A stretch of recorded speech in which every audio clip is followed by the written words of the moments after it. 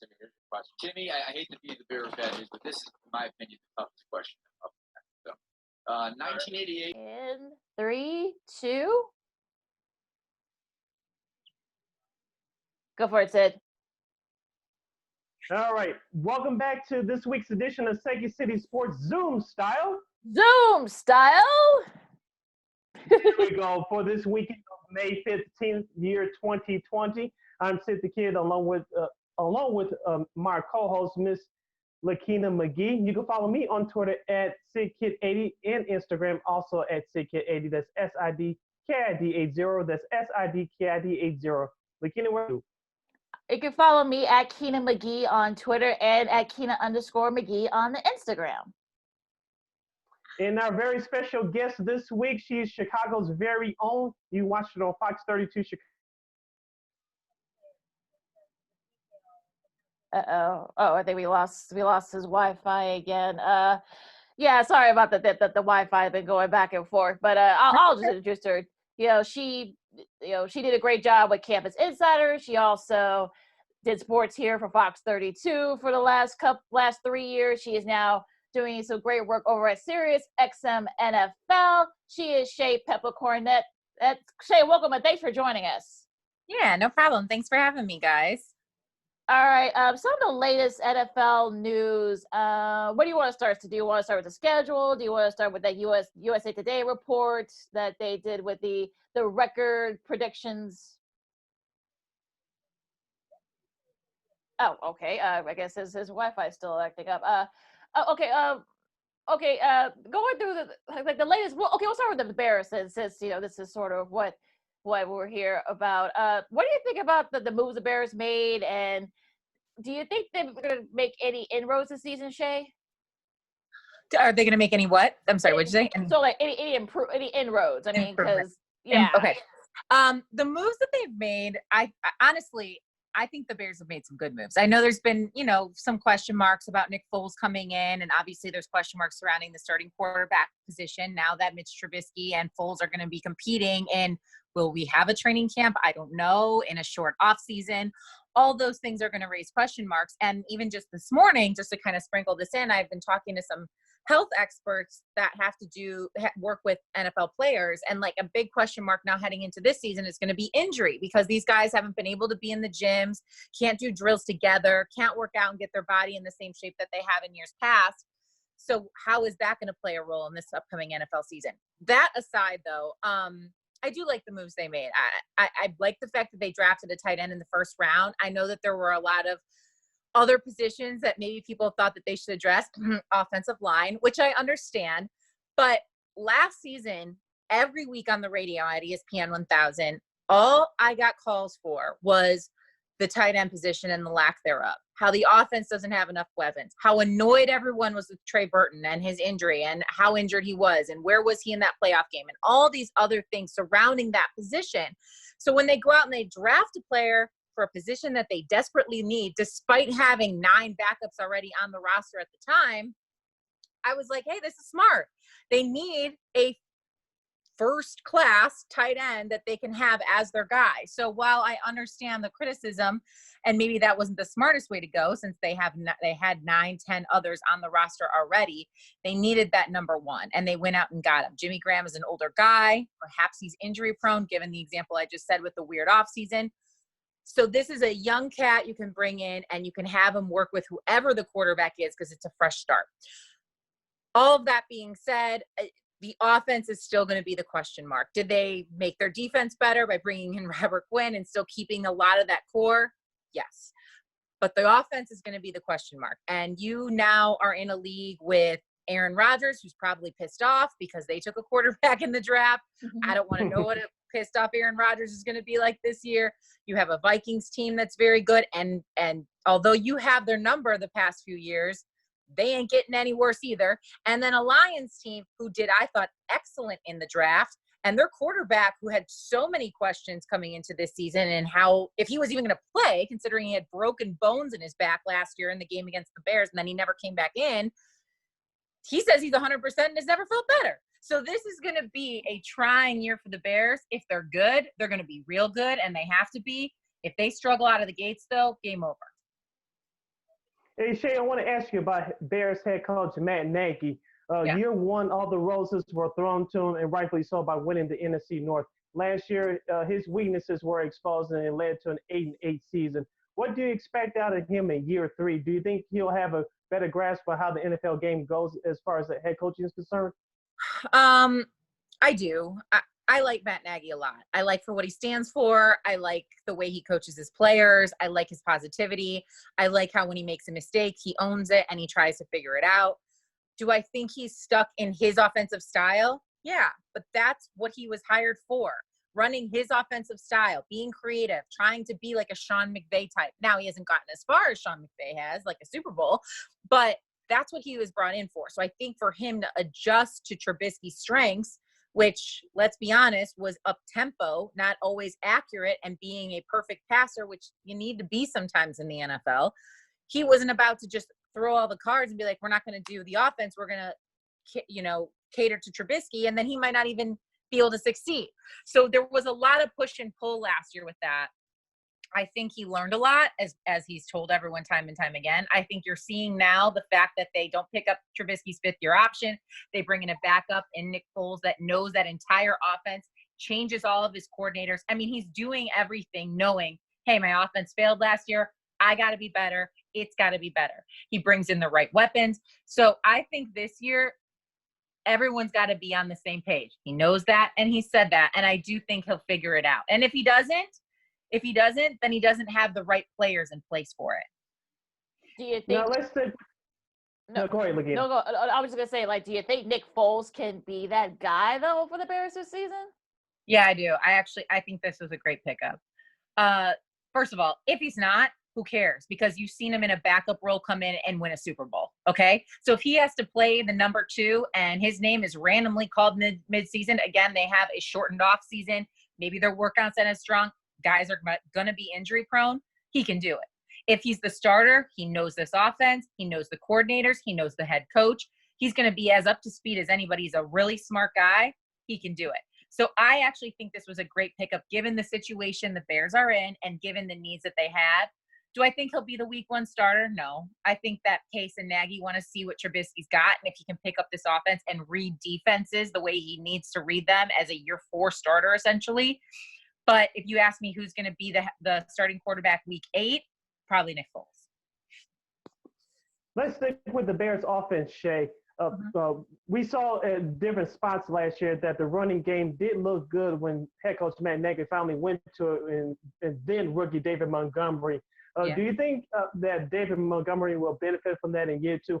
Hopefully, if Matt Nagy incorporates the running game more into the offense? Yes, I do. Another player I like a lot is David Montgomery. He's a hard worker. He's different from Jordan Howard in the fact where Jordan Howard needed repetition. He'd like to get a lot of carries to kind of get going. He needed momentum.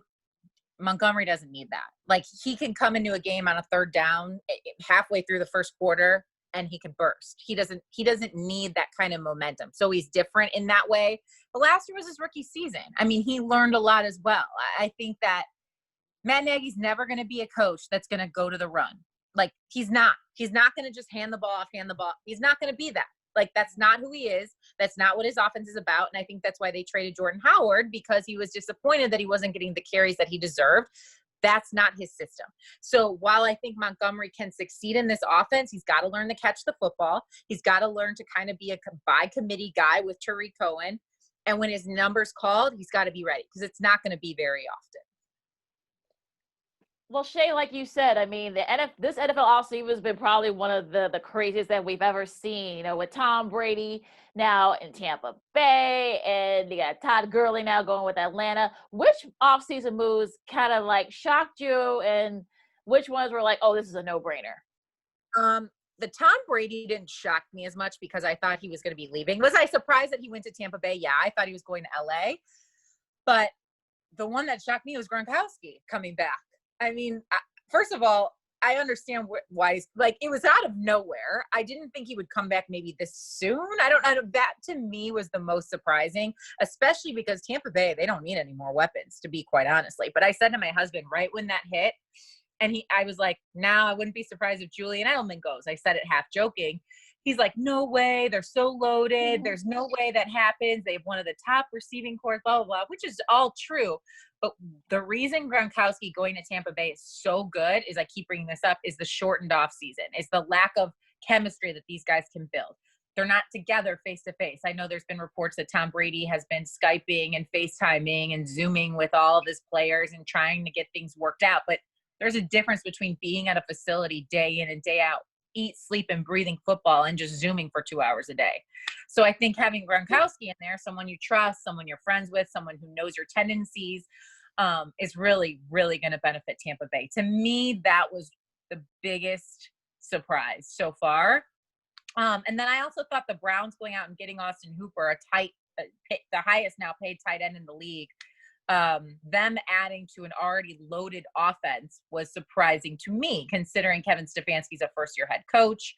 I didn't necessarily think they needed more weapons, on that offense. That was the Browns having the highest paid tight end was surprising to me as well.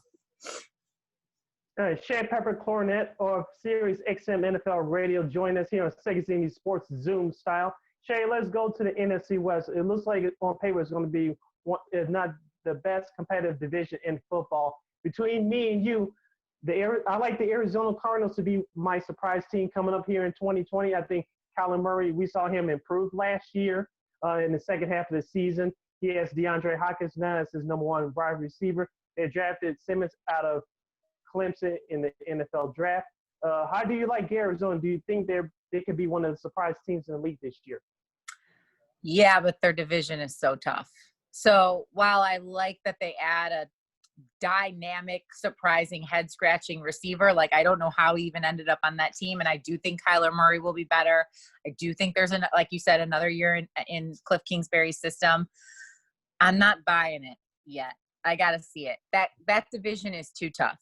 I mean, come on. You could go down the list, and any of those teams could not only win that specific division, but the entire AFC as a whole. So I don't know. I like Cliff Kingsbury. I think that the players can relate to him. I think he's building what he envisioned there in Arizona, but I got to see some W's on the paper. Like, even when Arizona hired him, I was confused. I'm like, where has he won? I don't understand. So yes, everything looks good. The Cardinals, to me, this year are the Browns last year. They have all this talent. They have all this hype, all this swag. Everyone's talking about them. And they went out. What did the Browns do last year? Everyone was like, guess not. They're not going to the Super Bowl. Arizona's kind of in that same boat for me. So we can all talk about it, but they got to be about it this year. And what about the Buffalo Bills? I was just going to say about the AFC East, because now that Tom Brady's gone, that whole division is wide open. So could Buffalo kind of take advantage of that? Yeah, I was arguing with my husband about this too, because Miami's there too. And I know Miami has not been good, but Brian Flores figured it out late last year. And they've made some secret moves too to get better. So yeah, the Bills are I think the obvious choice, right? They have an established run game, a quarterback that's getting better, a strong defense. I mean, everything about them just seems like they have to win this year with no Tom Brady, and the Patriots were in their way. But the Dolphins are a little sneaky. They could sneak up on some people this year. All right, and let's continue going into the AFC. Baltimore revamping their defense through the draft this offseason. Lamar Jackson, some people have him as a top 5 quarterback. They picked up running back J.K. Dobbins out of Ohio State. Do you see Baltimore finally getting over the hump and reaching the Super Bowl? Yeah, I like Lamar Jackson a lot, but he ain't surprising anyone this year. Everyone knows what's about to happen with Lamar Jackson and the Baltimore Ravens. I like the moves they made in the draft. I like that they added a running back.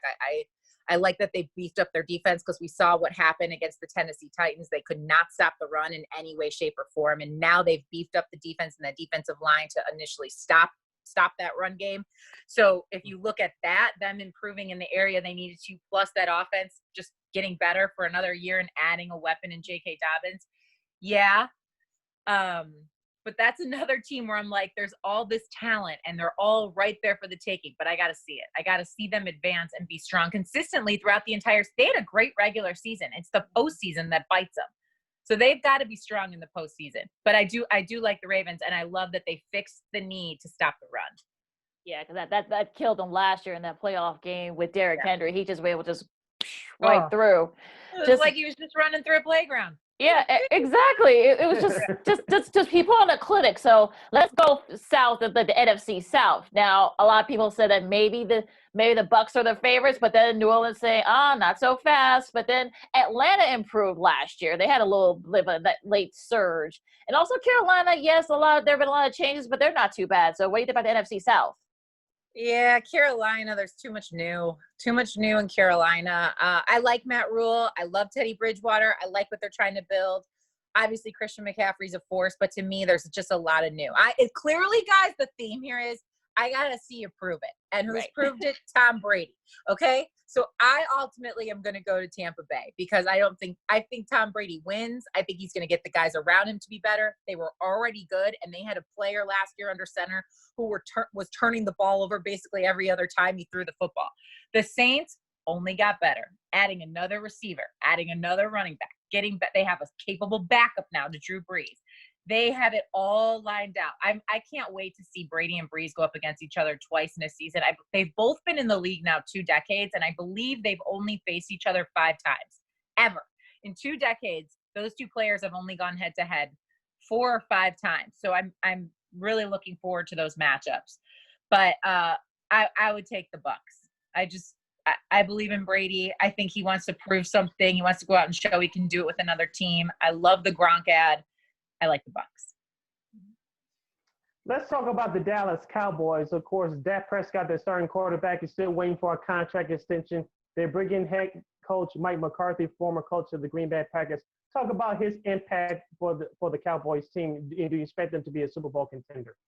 No. A Super Bowl contender? No. But I'll tell you what, they better be better than 8-8 with all the moves that they're making. I mean, you've paid your offensive line, you've paid your running back, you've paid your receiver, you have yet to pay your quarterback, but there's so much to do about paying Dak Prescott. He's still gonna make his. Like, he's locked in for a year. Like, he's still gonna make a lot of money. This notion that everyone has to hurry up, why? He's locked in now for the next year. They can wait it out until July and pay him when they need to pay him for a long-term deal if they so wish, or wait till this year's up and pay him. I know everyone says, well, then there's Mahomes money out there. Great. You know what Mahomes has done? Won a Super Bowl. You know what Dak Prescott hasn't? Won a Super Bowl. So if Mahomes makes more money than Prescott and they get their deals at the same time, I don't think anyone would blink an eye if Mahomes gets significantly more money. So this whole notion that Dak Prescott needs to be paid today, I'm not for it. Like, do what you want now, Dallas. You hold the cards. Like, you figured it out. So you hold the cards and you pay him when you want. Because to me, I like Dak and I think he'll get better, but he hasn't proven enough where he deserves this giant contract right now, to me. Dallas, I do think will be better than 8-8. I can't verify that this is true, but from what I had read is essentially Jerry Jones and the Cowboys hired Mike McCarthy because they felt like the Cowboys could never beat the Packers when he was the head coach. And he did more with less than the Cowboys did when they played against each other. So I think that's why Jerry Jones wanted Mike McCarthy to come in and do more with his football team, beat the teams that they aren't able to beat. I think Mike McCarthy is much more regimented, organized, will have everyone on the same page, is a little more old school. And I think that's good in a place like Jerry World that's bright lights and big city kind of feel. So I think the Dallas Cowboys will be better. They better be. I think they'll be in the playoffs. I don't know about a Super Bowl run, though. Well, speaking of the Super Bowl champ, Shae, let's talk about the Chiefs a little bit. I mean, they basically able to keep pretty much everybody. I'm sure they're going to give Pat Mahomes his money. So are they the favorites for this coming year Super Bowl again? Yeah, they're the new Patriots. They're the new dynasty. There's no weakness. And Mahomes is a magician. And I can't say anything on here that anyone has never heard before. I like Andy Reid. I think he's an excellent coach. Their fan base is amazing. I mean, to me, the Chiefs are the new Patriots. And they're going to be in that Super Bowl conversation, in that playoff conversation for a long time. And I'm happy for them because they're exciting to watch. And anytime they're on TV, I'll be tuning in. Like, I asked a question on my Instagram. what game after all the schedules come out, what game are you most excited for? Blah, blah, blah. And everyone, Tom Brady and the Saints and Tom Brady versus Drew Brees, which I'm excited for too. The Baltimore Ravens came up, obviously the Bears, because I'm from Chicago, but like no one was mentioning the Chiefs. Like, did we forget that they just won a Super Bowl and they're the most exciting offense? Like, nobody's talking about them, I feel like, this offseason. We're all over here talking about Tampa Bay, the Saints, even the Bills, because the Patriots are getting talked about. I feel like everyone is talking about the Baltimore Ravens, Aaron Rodgers and the Packers. No one's even talking about the Chiefs. So, yes, I think they're going to be just as good, if not better. Of course, the Super Bowl, the trend of the last few years that the loser of the Super Bowl the previous year did follow up the following year with not making the playoffs. We saw that with the LA Rams last year. I assume that trend will continue for the 49ers, or do you see things differently? I'm sorry, ask me one more time. You broke up. Sorry, say it one more time. Something with 49ers. The Super Bowl losers from the previous year followed up with the no playoff appearance the following year. Do you expect that trend to continue for San Francisco, or do you see it differently? No, I don't. I think the Chiefs were just more talented than the 49ers. I don't think they necessarily – I mean, that was a close game. That was a great Super Bowl, like from start to finish. I don't think they necessarily had any big weaknesses. I just think the Chiefs were better in every way. So for the 49ers are going to – but as we talked about, they're in a great division. But I think they'll be right back in the hunt. I think they're a great football team. I like Jimmy Garoppolo. I love that offensive line. I like how they can run it and they can throw it. They're very dynamic and balanced. And they have a great defensive line. They're a full team. They're a complete team. They'll be back in it again. All right. Stretching out your Chicago ties for a second, Shae. Have you been watching The Last Dance? And it's such a bummer that these are going to be the last couple of episodes coming up on Sunday. Is there anything that you've already know that we knew already, or is there anything else that we may see from these last two episodes? First of all, I'm like going to go into depression after The Last Dance ends. I don't know what. Like now we have no Last Dance. Like I don't know what I'm going to do with myself. It has been the biggest joy of this quarantine to watch The Last Dance, just being from Chicago and growing up during the 90s and just all the feels, everything. But I was young when all that happened. Like I remember the wins more than the losses. So to see kind of these stories unfolding, like I never knew all this about Scottie Pippen.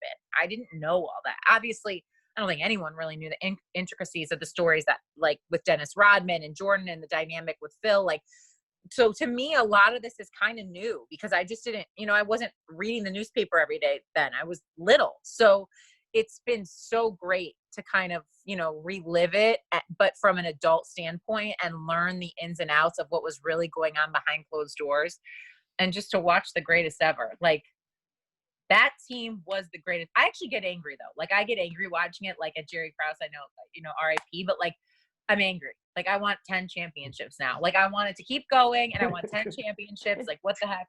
And then I say that though to some of my Chicago friends and they're like, why? Like it was great as it is. Like what if they went back and they lost, I'm like, yeah, that's true. So everything happens for a reason, but it's been wonderful. And I can't wait for these. I thought the last two episodes were the best. Like I think it's gotten better every week. I don't know what to expect from these last two, but I know when that last, 30 seconds is on, I'm going to be in tears because I don't want it to end. I was going to ask you, Shae, growing up watching the Bulls, me and Lakeena talked about it over the last few weeks as the episodes aired, that we grew up during that time as well as you had watching the games. Of course, my late mother had season tickets, so I got a chance to watch the Bulls live. I was going to ask you, growing up and watching the Bulls, did you ever get a chance to go to any games while you were young? Not just of the Bulls or any other teams in town? This is terrible. I don't even remember who they played, but we went often. I have a cousin that's around my age. He's a man. I shouldn't say boy. And him and I, like he's a grown up now. My aunt and uncle took my cousin and I all the time. And I remember my first Bulls game, I think they had just gotten Rodman. Like Rodman was new and he had green hair. And I remember sitting on the sidelines and just watching, like not sidelines, but in my seat. But we were pretty close to the court and just watching his hair and them interact and just like I vividly remember being at the game. I couldn't tell you who they played, but it was just I used to go all the time with my cousin, and God, that place was just electric. Yeah, because I saw the poll that you ran on your Twitter and Instagram about which was your favorite hair color for Dennis Rodman. I personally voted for the green as well, so I like that because it stood out. You always saw him in red because it was the Bulls. You saw him in blonde because that's what he started with when he was with San Antonio. You also brought that here, but I just wanted to tell you that was a great poll, and I also voted for green. Yeah, green is the most iconic, I think. I think, like, if you ask the average fan, like, what color was Dennis Rodman's hair, they'd probably say green. Maybe not. Maybe blonde. But right. I just remember my first Bulls game I went to, and maybe it wasn't soon after they got him, but I felt like it was soon. His hair was green. And I mean, I can remember when he came and they did the starting lineups. Like, I remember. Well, yeah, I mean, I love the green too. I mean, that I think that best fit him for whatever reason. I always felt that was his best hair color. I don't know why. I don't know why. It just worked. I don't know why. It just worked. But I mean, to think about like what MJ went through with his dad passing away and all the conspiracy theories, we'll probably never know what really. Maybe there was something more sinister. Maybe it wasn't. Who knows? But I'm looking forward to it. To the last two because Scottie Pippen's going to be looking better. That's what Jason Behair said, and also Jerry Krause is going to look good here, which I don't know how because I've been watching for the last 3 or 4 weeks and I haven't. My opinion hasn't changed. What do you guys think? Yeah, I mean he's not here to really defend himself, so it's hard. But I think obviously there were factors that got in the way of probably making the decisions that he should have made. But also you could blame Jerry Reinsdorf a little bit too. Right. I don't know, I don't know how much power is probably the wrong word, but I'm going to use it anyways. Power Jerry had over the whole situation at the time. So I can't speak to that. But as a fan, it's frustrating to watch. Like, keep them together. But the move I don't get is the Phil move. Why announce that Phil's not going to be there before the season? Like, that whole thing just rubs me in the wrong way. They didn't get along. I get it. But like that just, I hate it. I hate it. And obviously I wish they paid Scottie because clearly I think he made some decisions that were stemming from not being paid and feeling kind of salty about that situation. But it's just the Phil announcement, it was so yucky to me. As we talked about Lakeena, hopefully that Jerry Krause will get his due in these last 2 episodes because he was painted out to be the villain from the beginning. And I think Scottie Pippen will finally get his just due as well. Now, it's been accurate. The stories have been accurate about Scottie throughout this whole documentary. Yes, but as I tell people, I know we'll see it on Sunday, that he doesn't get enough credit for what he did in Game 6 against Utah. Yes, we saw Michael Jordan hit the last shot. He scored 45 points, but Scottie Pippen, after injuring his back, he was still a great decoy. He had some late defensive stops. He had some key baskets down the stretch in that game, too. So hopefully that light will be shined on him as well as we watch these final 2 episodes. Yeah. I mean, you don't have the Jordan you got without Scottie. And I think any true Chicago fan knows that. And I'm sure he'll admit that too. I'm sure at the end MJ will admit that. Yeah, he has. Yeah. Yeah, so absolutely. So let's talk a little bit of the college first for real quick here. But because Shae, you went to Indiana. Your wonderful husband, Jordan Cornette, went to Notre Dame. With all this stuff going on, I mean, Lincoln Riley came out this morning saying that the June 1st, return, if you will, is unrealistic. You got California, well, the Los Angeles counties, in California, and some of their schools are going to be saying, listen, we're not going to be doing any, in-person classes. So therefore, they're not going to, there's probably not going to be any sports. So what do you think is going to go on in the college ranks? I don't know. I hope they have college football. I hope they have any sort of sports in the coming month because it's a lot of our livelihoods, a lot of people's, and my husband's as well. So I hope they have college football. It's going to be really hard to have college football if you don't have kids on campus. But I'll say this, and I said this to my husband the other day. This all started essentially 65 days ago. That's 2 months. Think about how much we've learned since then. So much. How much has changed since then? Essentially, college football probably has one more month to make a decision because you got to get things in order. You got to get TV deals and schedules and kids back together. And so they've probably got 30 more days to make a decision. That's my opinion. I don't know that for certain, but that would be my guess.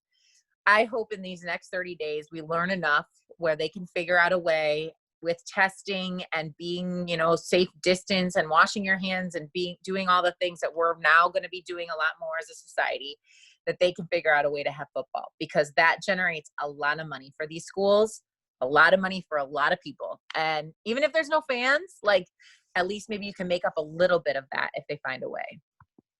Speaking of finding a way and get things back in order, me and Lakeena talked about it before you brought you on, Shae, that Major League Baseball, it seems like we have our fingers crossed that they may return here within the next month or so. Blake Snell, the pitcher of the Tampa Bay Devil Rays, made some comments that rubbed people the wrong way. Do you see baseball returning, and what did you think about Snell's comments? I didn't like Snell's comments. You can think that. You can certainly think that. That's fine. Because, look, I think we've all at one point or another thought about our own well-being. Trust me, I don't fault him for that. Mm-hmm. I don't think he should have said it publicly. I thought it was a bad look. I think there are way too many people that are dying and a lot of people that are putting their lives at risk in hospitals and everything else to come out and say it that harshly. I didn't think that was right. You can say it behind closed doors. You can think it. That's your right. But to come out and be the voice of it in that tone, I didn't like it. Major League Baseball is slating, hopefully, to come back around July 4th, which is like the most American thing ever. Mm-hmm. And again, I hope and pray that works out. Probably with not any fans. I think we've all gotten over that. Like, we're not going to attend sporting games in the year 2020. It is what it is. It sucks, but it is what it is. I'd rather that, though, than have no sports. So I hope Major League Baseball finds a way. If that means playing in Florida or Arizona or I don't know, not traveling teams as far, whatever. I just hope they find a way. Have cardboard cutouts like they're doing over in Germany with their soccer clubs. Just saying. Might be the new norm. A couple more minutes here with Shae Peppler Cornette here on Second City Sports Zoom style.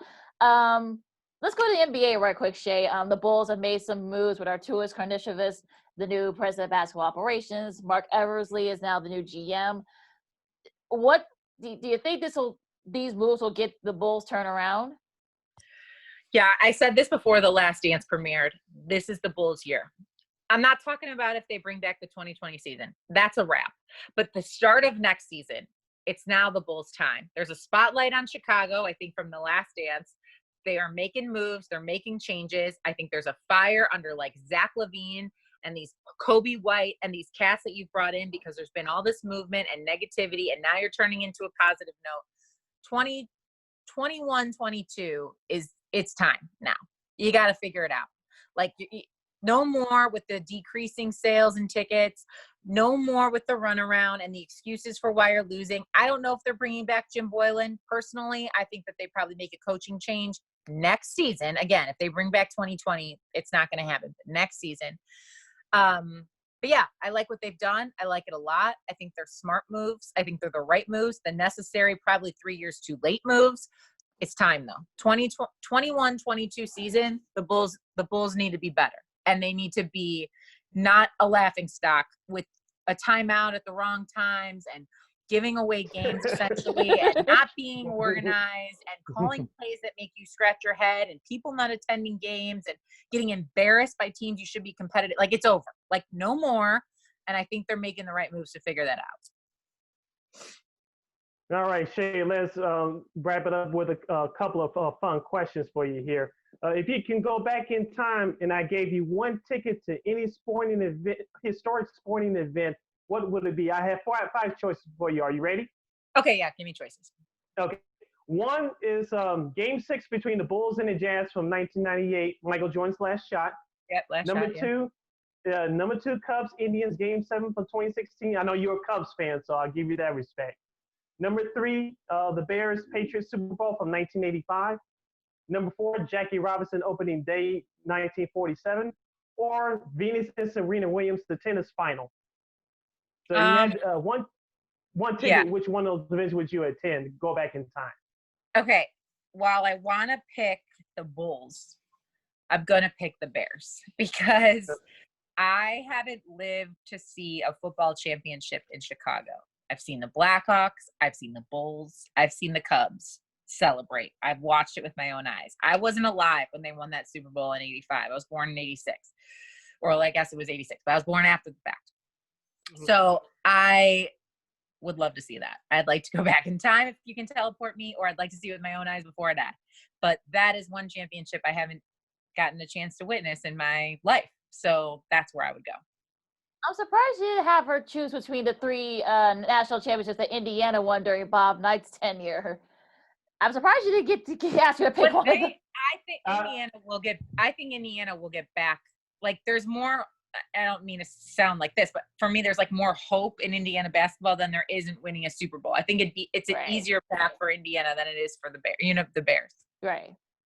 They did pretty well this season too. So it's too bad that they could have made a nice little run in March. Yeah, and they've been in the tournament and they've been in Sweet 16s. Like, I've felt the joy from Indiana basketball. Like, I haven't felt the joy all the way with the Bears yet. Oh, gotcha. And even though they went to the Super Bowl when I was in college, like, no. I haven't. It doesn't count.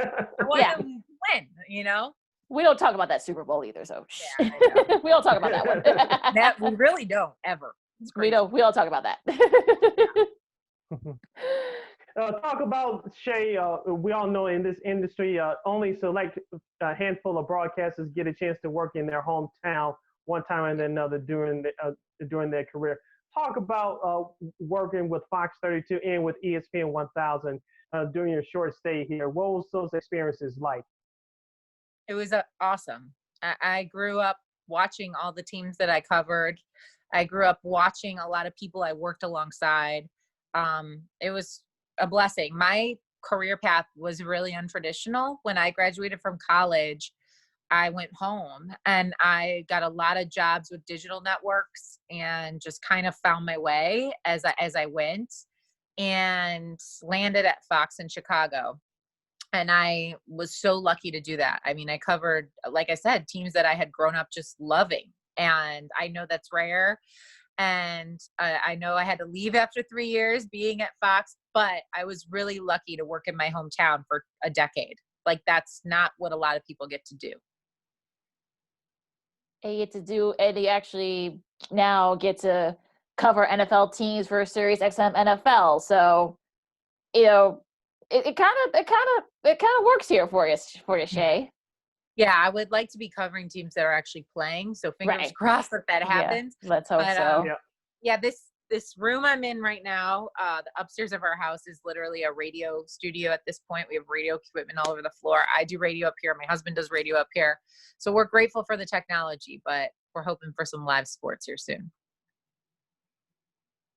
All right, Shae, before we let you go, top 5 sports movies of all time. Oh, I hate this. Oh my God. Because I always forget them. Like, okay, so The Sandlot is like always my number one because it's like my childhood. And that's not like a time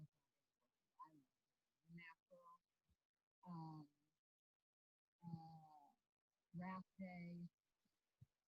I don't know. Like, let's be honest. If I want to turn it, be like, what are my favorite sports? I watch ESPN if I want that. I'm gonna like put on something that's mindless, or a brand new something. Like, I'm not gonna be like, please, I have to watch my favorite sports movie. Like, that's not really my thing. I'm forgetting A League of Their Own. I love A League of Their Own too. That's another good one. Yeah. Nice going, so you get stumped her. Yeah, I know. I was like, I hate these because I always forget like the ones I like. Because now I'll like, this is what will happen because I swear everyone, our phones, our TVs listen to us. I'll like turn on the TV and it'll be some sports movie I love, and I'll be like, God darn it, why didn't I say this? This is what will happen. Oh, we love it though. Yeah, we love it. Sid? Anything else, Lakeena? No, I'm good.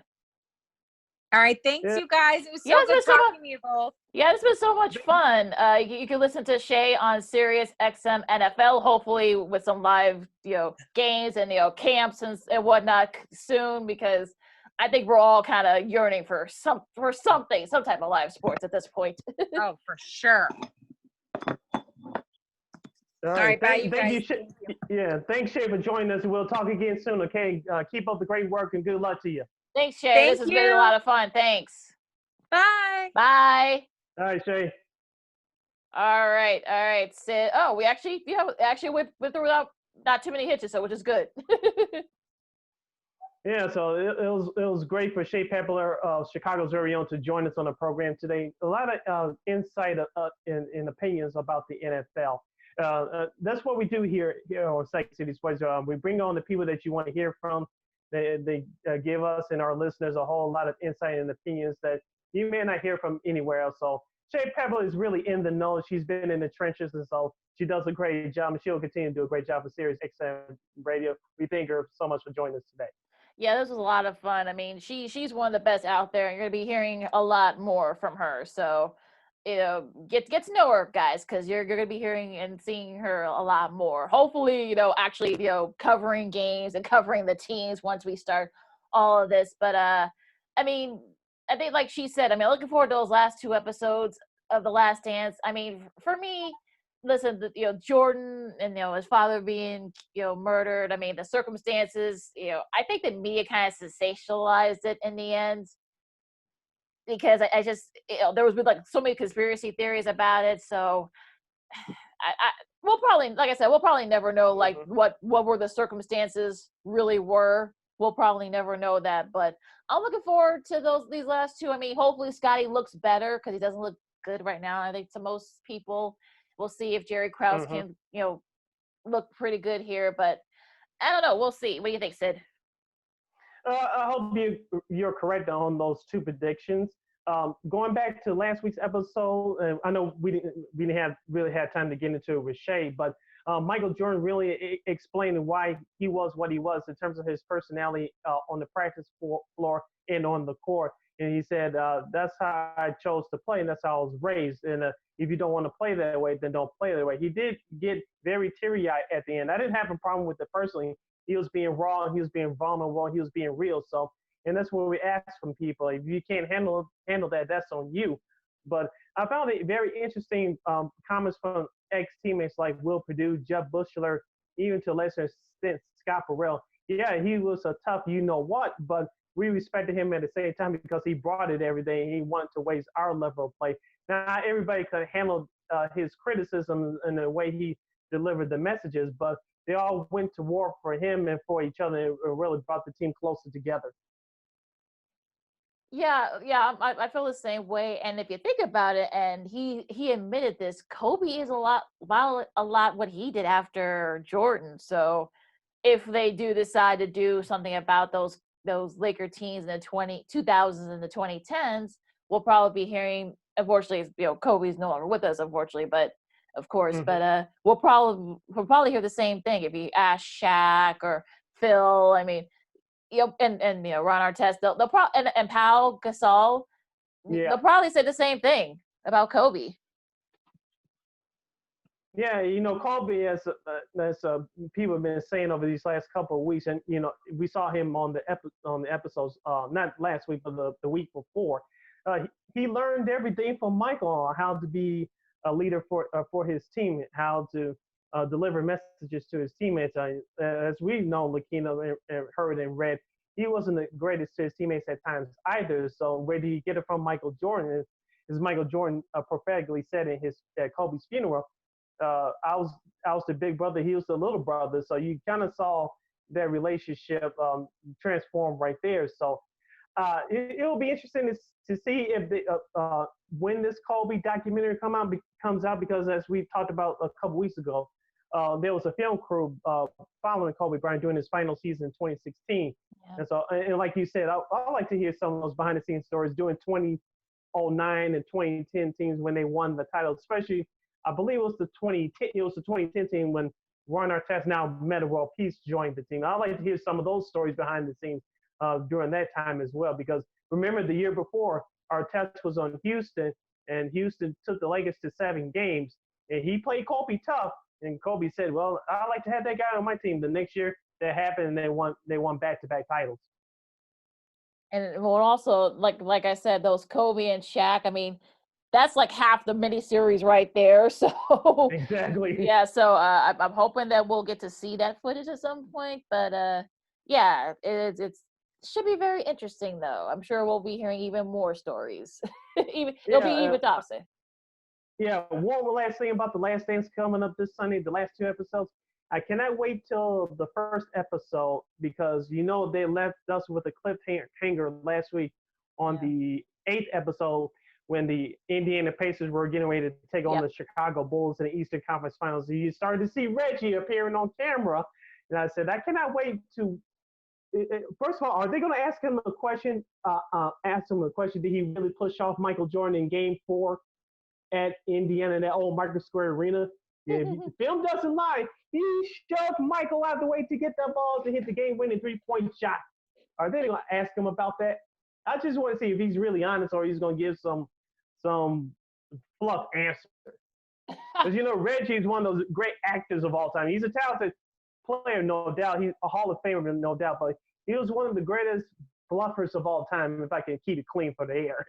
Well, flop, I guess you could say flop. I think that's what they're looking for. There you go. Yeah. Delusional flop. I wonder if they're going to talk to Brian Russell because some people say that Jordan pushed him, and so for that last second shot. So I'm wondering, did they talk to him about that? And because if now in today's NBA, he would have been that foul would have been called Jordan rules or not. So that Well, Jordan kind of extended that hand. I don't know if it quite touched Russell. He just kind of reached it out there as Russell was stumbling. You can make an argument, but he just got to reach his hand out and say, "Get out the way." Excuse me. Excuse me. All right. Right. I don't know if he touched it, but he kind of pointed him to go in the other direction. Yeah, I was like you say, he's gonna hit the last second shot.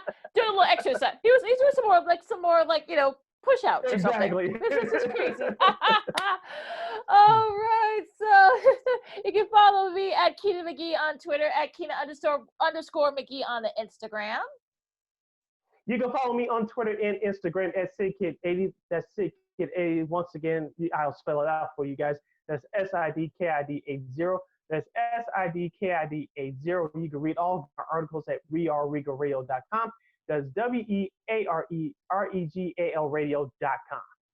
And you can also listen to the show on the WeAreRadio.com on Anchor, and also on Spotify and everywhere where you can find your favorite podcast platforms. We're there. Thank you to Kyle and the rest of the guys for giving us another platform to kind of grow our brand and our audience, because this is what we do here. And we're going to be doing this for a bit. Maybe this might be the new norm for us, so who knows. So we're going to try to get you some of the top people in sports broadcasting or up and comers to kind of tell us what they think about the latest in sporting events. Hopefully we'll have some soon. Yes, hopefully we have something to preview in the next coming weeks and a month ahead. So it should be fun. Fortunately, we still have things to talk about instead of just busting out all-time lists, which we'll probably do at some point. But we actually have news that we like to give you guys and give you our thoughts on. So it should be interesting in the next coming weeks. Absolutely. And Jason, Jason's still part of the team. He's busy doing other stuff, taking care of himself and his family. We miss you, Jason. We love you. So, he's still part of the team. So we're not, it's just that some other stuff, real life events, as they say, have come along and kind of put everything on hold with him for a little bit. But hopefully he'll be back soon. All right, so for Sid, I'm Lakeena. This is my Second City Sports Zoom style. And we'll see you next week. Hopefully, talk about the last 2 episodes of Last Dance and so much more. See you next week. For the people of Illinois, still stay at home. Holla! And wash your hands. Yes.